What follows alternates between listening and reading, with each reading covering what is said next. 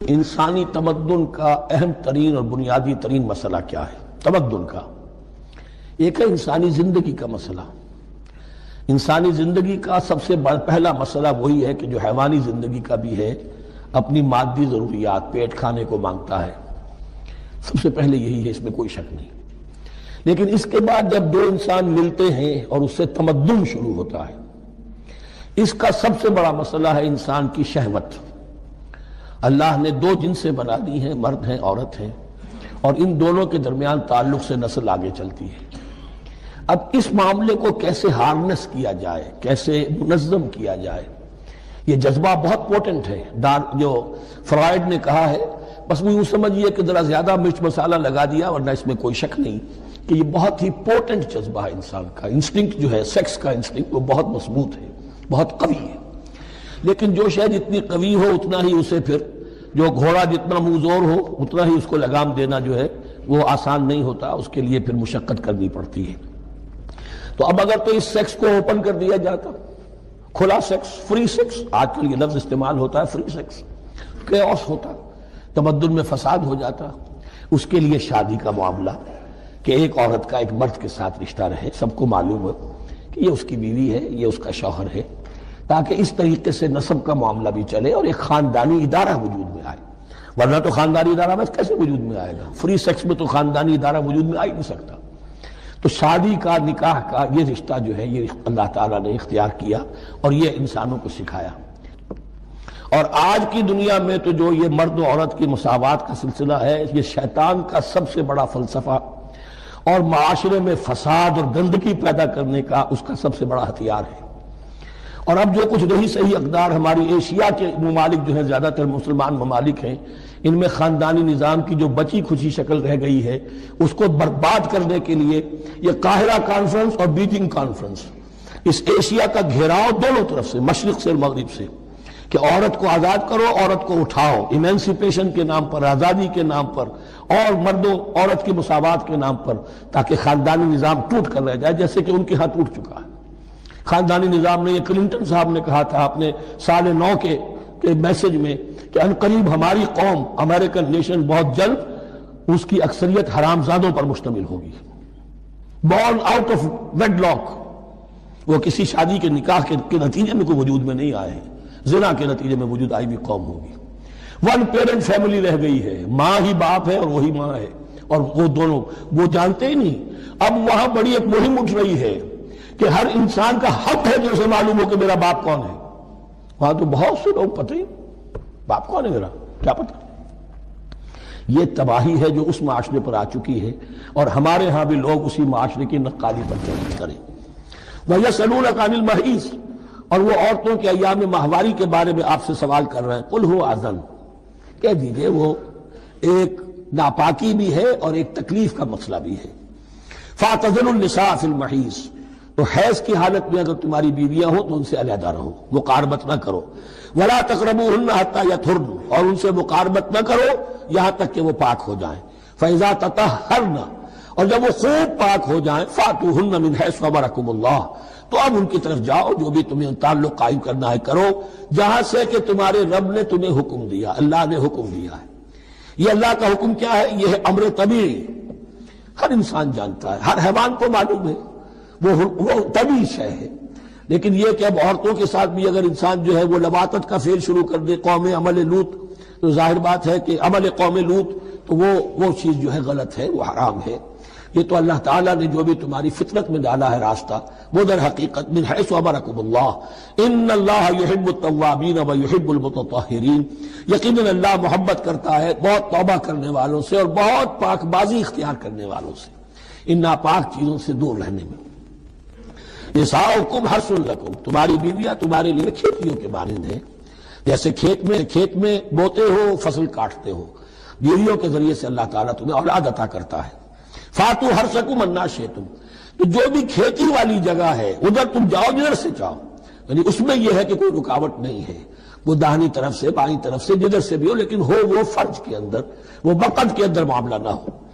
فاتو حرثکم انا شئتم وقدموا لانفسکم، اور اپنے آگے کے لیے سامان کرو، یعنی اپنی اولاد۔ انسان جو ہے بڑھاپے کے لیے اس کا ایسٹ بنتی ہے اس کی اولاد، آج تو دنیا اولاد سے بھاگتی ہے، لیکن ایک زمانے میں تو اولاد جو ہے وہ عصائے پیری شمار ہوتی تھی۔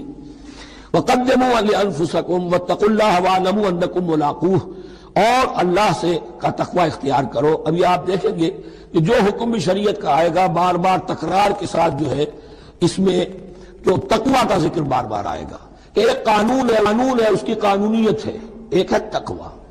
قانون کی لاکھ پیروی کی جا رہی ہے، تقوی نہ ہو تو وہ قانون جو ہے وہ مذاق بن جائے گا، تماشا بن جائے گا۔ اس کے بعد مثالیں آئیں گی ابھی۔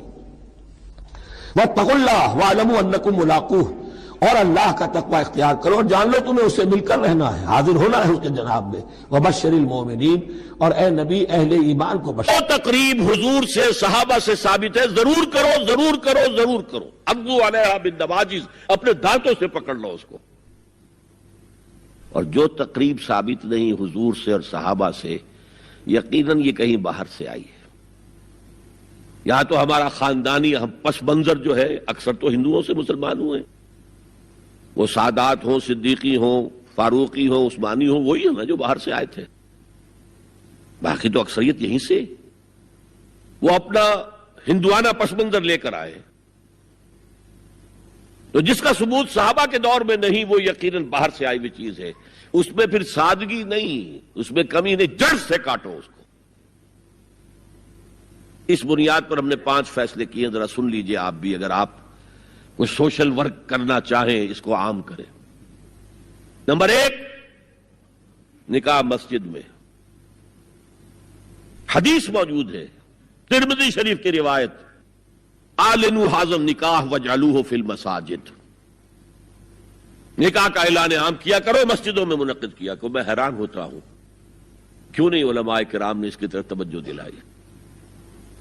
حدیث ہے، ہاں میں مانتا ہوں ان کا کہنا یہ ہے کہ یہ یہاں جو امر ہے کہ مسجد میں منعقد کرو، یہ امر وجوب کے لیے نہیں ہے، استحباب کے لیے، مستحب ہے یہ کہ مسجد میں۔ تو بھائی مستحب کیوں چھوڑ رہے ہو تم؟ وہ اس لیے چھوڑنا پڑتا ہے، مولوی بیچارے کی حیثیت ہے ہی نہیں معاشرے میں کہ وہ کہے جناب یہاں آئیے میرے پاس، میں نہیں آؤں گا آپ کے گھر نکاح پڑھانے کے لیے۔ وہ اپنا رجسٹر بغل میں دبائے بیٹھا سوکھتا رہتا ہے۔ وہ تو آنی تھی بارات عصر کے وقت، مغرب بھی جا رہی ہے، آئی نہیں، وہ بیٹھا غریب۔ پہلے 20-30 روپے ملتے تھے، اب 200 300 400 ملتے ہیں، اور کیا ہے۔ میں نے انہیں یاد دلایا، دیکھو شرم کرو، عیسائیوں نے آج تک اپنے چرچ کی اور اپنے پادری کی عزت یہ رکھی ہے کہ شہزادے اور شہزادی کی شادی ہوگی وہ بھی پادری چرچ میں آئیں گے۔ شہزادے کی شادی ہو رہی ہے تو جو ان کی پارلیمنٹ کے ساتھ ہے چرچ، وہاں شادی ہوگی۔ وہاں پردہ نہیں ہے، لڑکا لڑکی دونوں آمنے سامنے کھڑے ہو کر قول و قرار کریں گے۔ ہمارے ہاں پردہ ہے تو اس لیے لڑکی کے گھر بھی جائیں گے تو لڑکی تو محفل میں نہیں آئے گی، لڑکی کا ایک وکیل ہوگا، وہ وکیل اجازت لے کر آئے گا، 2 اس کے گواہ ہوں گے، اس کے سامنے اجازت لی گئی، پھر وہ نکاح خواہ کو اجازت دیں گے، وہ نکاح پڑھا دیں گے۔ پہلی بات یہ ہو گئی کہ نکاح مسجد میں۔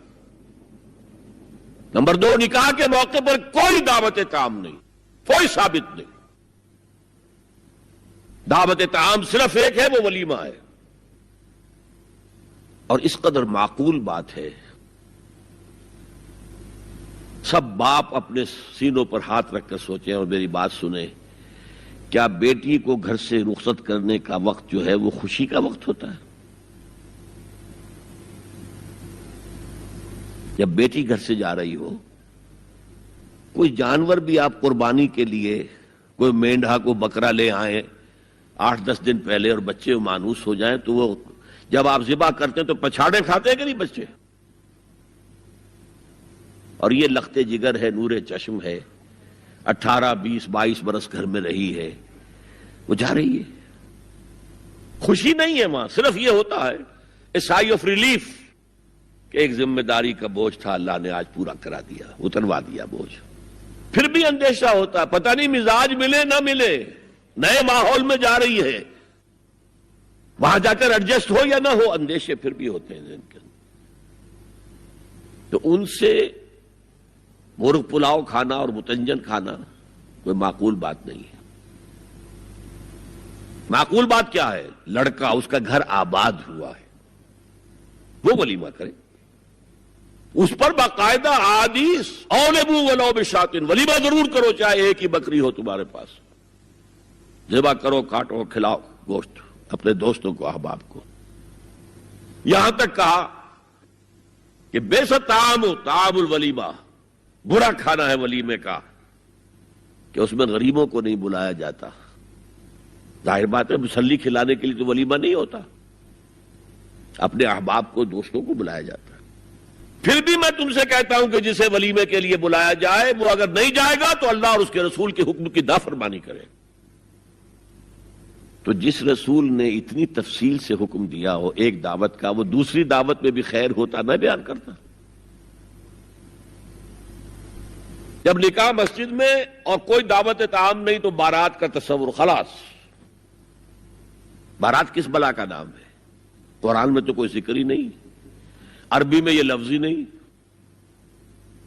اجتماع طرفین مسجد میں ہوا، نکاح ہوا، لڑکی کو حضرت فاطمہ کو رضی اللہ تعالی عنہا